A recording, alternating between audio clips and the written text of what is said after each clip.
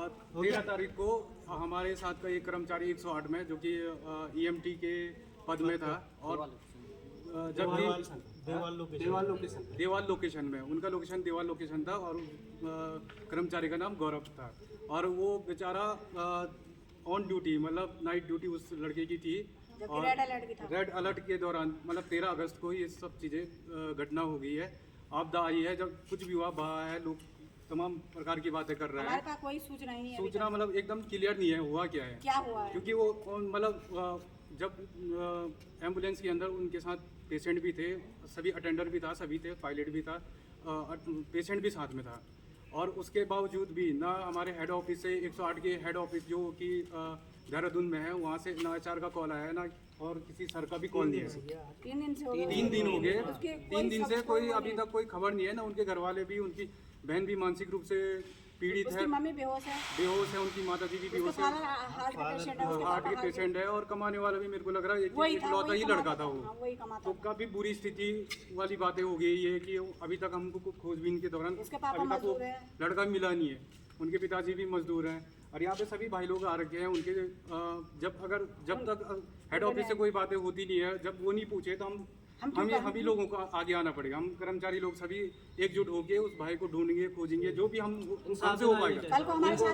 बिल्कुल हमसे जितना हो पाएगा हम सभी कर्मचारी, पायलट, EMT दोनों सभी लोग हम उनको ढूंढने की कोशिश करेंगे और भगवान न करे ऐसी बड़ी घटना, इस प्रकार की घटनाएं हो, हम तो चाहते हैं सही सलामती मिले। इस प्रकार की घटना किसी और के साथ हो जाए हम नहीं चाहते। बिल्कुल हमने और 108 के सभी यहाँ पे कर्मचारी भी हैं तो हमने इतनी सेवाएं दे रखी है, हम ही जानते हैं। हमें न्याय चाहिए। हमारी 108 में कई मतलब गर्भवती महिलाएं जाती हैं, उनके बच्चे हो जाते हैं, हम उनका पूरा केयर करते हैं और कई घटनाएं होते हैं, चाहे बरसात हो, धूप हो, एक्सीडेंट हो, सभी जगह हम देखते हैं, सभी कर्मचारी लगे रहते हैं। पर हमारा पूछने वाला हम आज इतने लाचार हो गए, हमारा पूछने वाला कोई रह ही नहीं। एनी टाइम सब जगह पहुंच जाते हैं हमारे साथ नहीं। और हम धरातल में काम करते हैं, वो हेड ऑफिस में वो बैठते हैं, हम तो धरातल में काम करते हैं ना। हमारे लिए ना धूप है, ना बारिश है, ना बाढ़ है, ना कुछ है, तूफान है, कुछ नहीं है। हम लोग को जाना, हमको तो जाना ही है। वो तो हेड ऑफिस से फोन करेंगे कि भाई जाओ, वो तो ऊपर से फोन करते हैं कि आप जाओ, सारे खड़े हो जाते हैं। कर्मचारी जो धरातल में काम कर रहा है वो कर्मचारी काम करता है। और जबकि लाखों करोड़ों का बजट 108 में आता है कि कहीं क्या इस बात में तो मुद्दा लाना ही नहीं चाहता। सैलरी के नाम पे कुछ नहीं मिलता है, ना हमारे लिए त्योहार है, ना कोई बार है, ना त्योहार है, कुछ नहीं है। पूरे 30 दिन हम काम करते हैं, 12-12 घंटे ड्यूटी करते हैं और कई बार गाड़ियाँ खराब हो जाती है और जबकि हमको कहीं जंगलों में सोना पड़ता है, सड़कों में रहना पड़ता है, दूर दूर गाड़ियाँ खराब हो जाती है, हम रोड ब्लॉक हो जाती है, हम वहीं पे रहते हैं।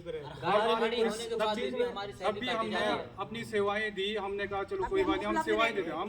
हम अपने जनता पब्लिक के लिए सेवाएं देते हैं कि हम चाहते हैं कि भाई किसी और माँ बहन को दे रहे, कल को हमारी माँ बहन के साथ ऐसा हो तो हम उनको भी ऐसी सेवाएं मिल सके।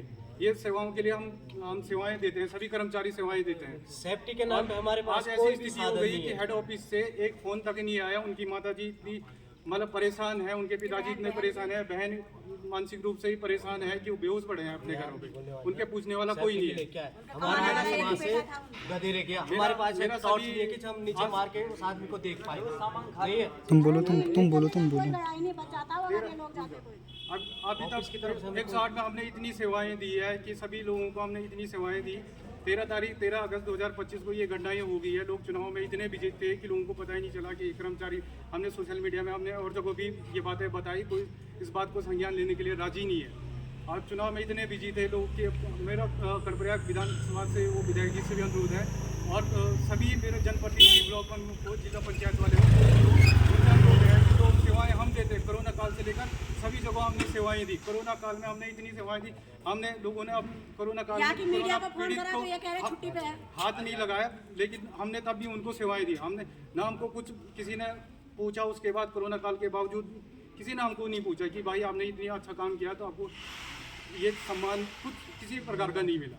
और मेरा यही अनुरोध है, सभी मतलब जनता सभी हमको सब सहयोग करे, गौरव भाई को घर वापसी दिलाएं और घर वापसी हो या किसी भी प्रकार से जैसा भी हो घर वापसी के लिए अनुरोध है मेरा। सभी जनता से मेरा अपील है कि वीडियो को भी शेयर करते रहो, जितना हो सके गौरव भाई के घर वालों को सहयोग मिल सके।